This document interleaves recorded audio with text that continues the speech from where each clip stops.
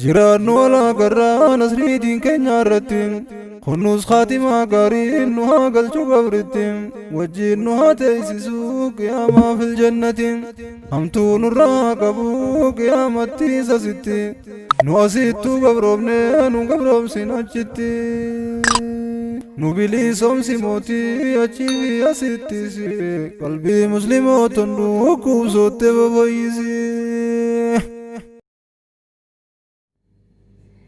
السلام عليكم ورحمة الله وبركاته. كبدمتو سجالة تمتوتا وردوتا channel شاشة بكم نجرتو بقى نجراتن بكم جرتنا جني في رحمني ربي كلمة لبتن كم يصير برها جرات جتا إن شاء الله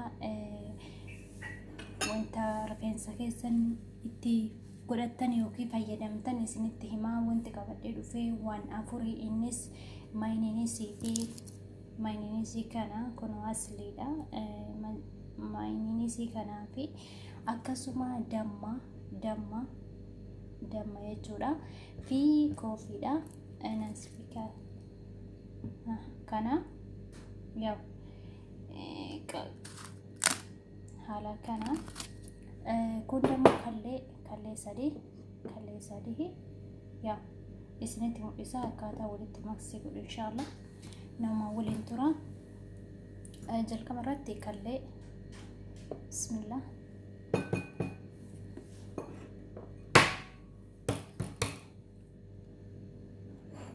أرجع يرجعنا اسمه كيف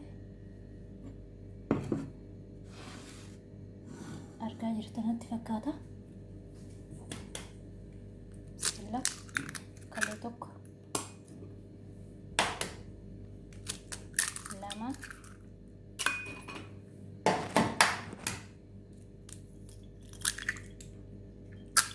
kalau sedih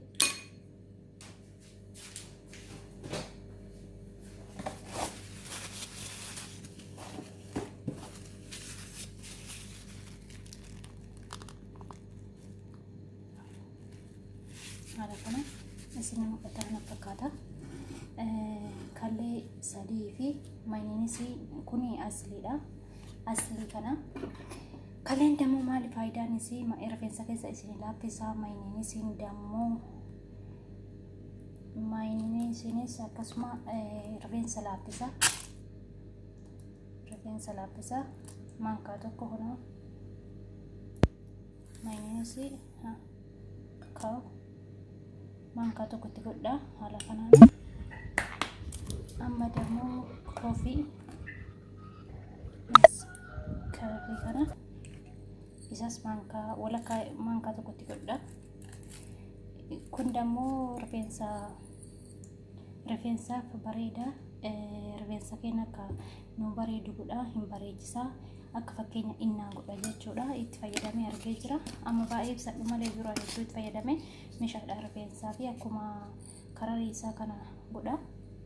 Bunni nama godha akka fakkeenya innaatti ibsatanii hedduu bareeda. Itti fayyadamaa laala. Amma dammoo dammatti godha.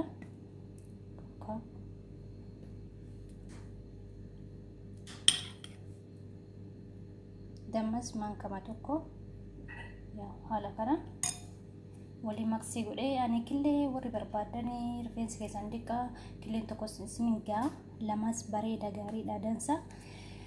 Haala kana waliin maksii godhanna. Amma walitti kuradha. Warri makiina qabdan makiinaanis walitti kurachuu dandeessanii haala kanaanis waliin maksii gootanii yaa asirraa dhaqalee abdii qaba.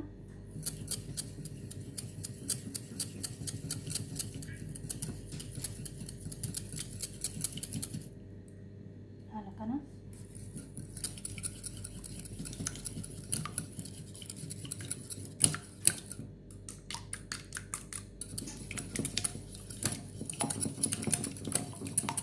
namni garii rifeensa keessa boora kallee booras kadibatus hedduu jira. Kallee boora jibbicha angaruu walumatti qabee hunda maksii godhee akkasitti dibadha. Itti fayyadamuu dandeetta. Haala kanaan nansi kaafee fi akkasuma dammaa fi killeedha. Killeen rifeensa keenya laaffisa.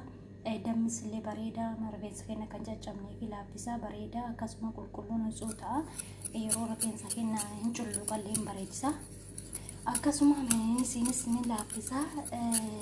Kofiin kun dammoo akka karariin isaa nuuf bareedu rifeensi keenya nuuf bareedudha. Haala kana itti fayyadamuu dandeettanii salphumatti.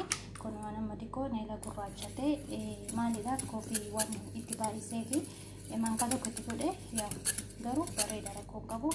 Haala kana ibsattanii sa'a lama ofirra tursiisuu qabdan. Fakkeen sa'a 4 yoo dibattan hanga sa'a 6 yoo dibattan hanga sa'a 8 kan barbaadan sa'a 3 4 rakkoon qabu. Garuu faayidaa isaa wanti sa'a lama qofa lama gayaadha.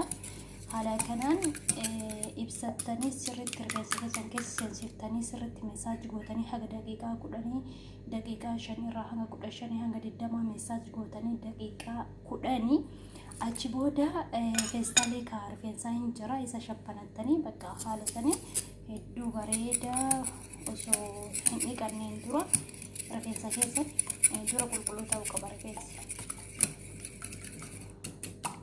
Haala kanaan akkasitti fayyadamas nin jedha. Waan dhageeffattaniif na waliin turtaniif hedduu galatoomas nin jedha. Xiqqoo wanni sirrii waliin ga'ee akkanatti seeraan qulleessitanii ibsachuu dandeettanii waan dhageeffattaniif hedduu galatoomas nin jedha. Channel kana like subscribe godhu hin dagatinaa. Wal haa guddisnu wal malee maal qabna munillee baala qaba isiniin jedha. Akkasuma obboleen keenya kan shamarranis kan channel haaraa barataa jiranis guddisaa like godhaa fi walaa guddifnu isin jechuu barbaada. Assalaamu alaikum warahmatullahi wabarakaatuh.